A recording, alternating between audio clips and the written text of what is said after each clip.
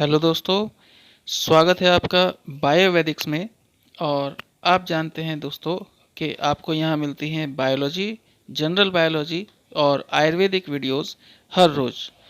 तो इसी सीरीज में आज मैं आपके लिए एक नया टॉपिक लेके आया हूँ जिसमें हम बात करेंगे हार्ट की।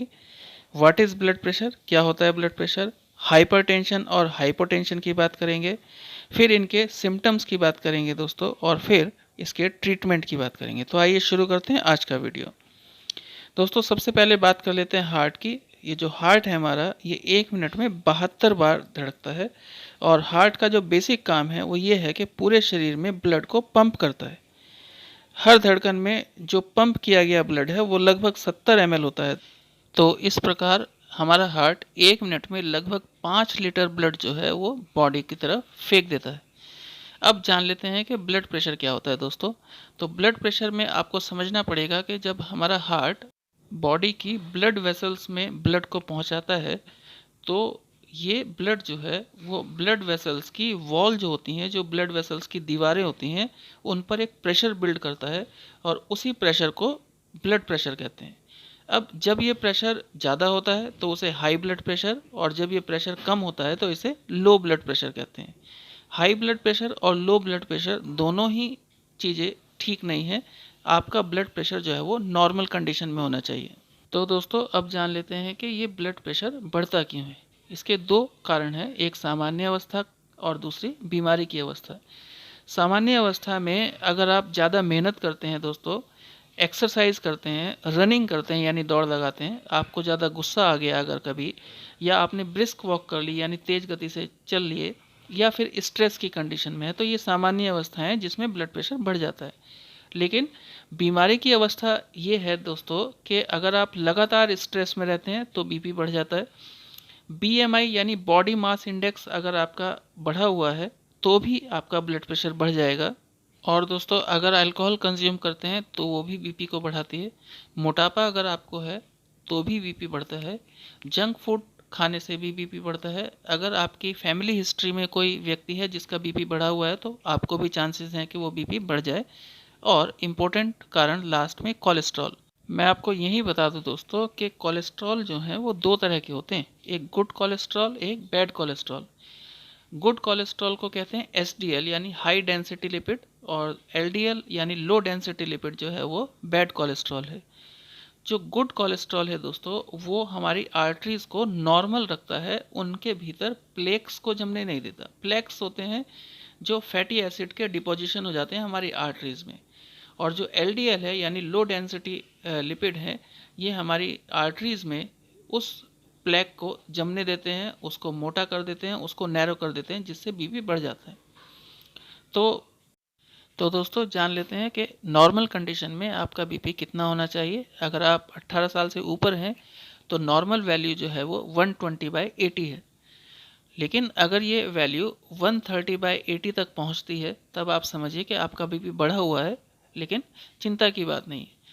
लेकिन अगर यही वैल्यू 140/90 तक पहुंच जाए तब आप समझिए कि आप स्टेज 1 हाइपरटेंशन के पेशेंट हैं। और अगर ये वैल्यू 140 या उससे ऊपर पहुंच जाती है तो आप स्टेज 2 हाइपरटेंशन के पेशेंट कहलाते हैं दोस्तों। और अगर ये वैल्यू यानी बीपी जो है आपका 180/120 तक पहुंच जाता है तो ये एक क्राइसिस कंडीशन कहलाती है। और ऐसी स्थिति में आपको तुरंत डॉक्टर से कंसल्ट करना चाहिए।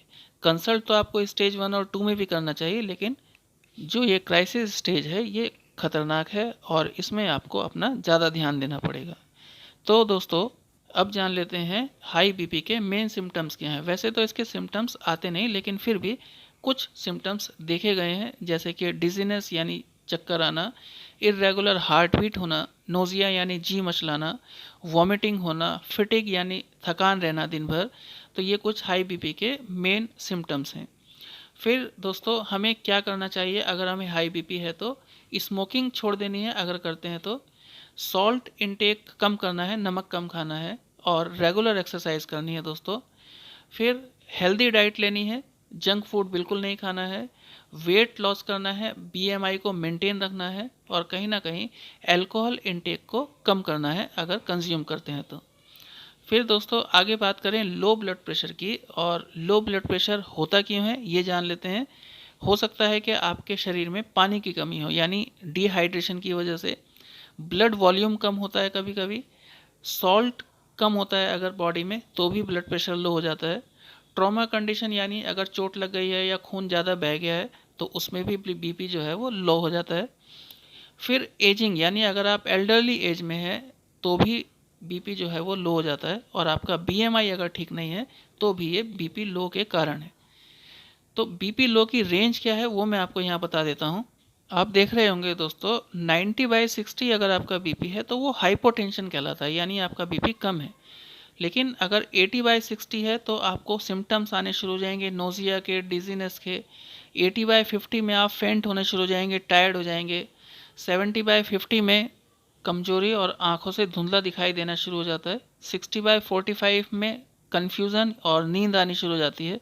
और 50/35 एक डेंजरस सिचुएशन है, और ये जानकारी आपको होनी चाहिए।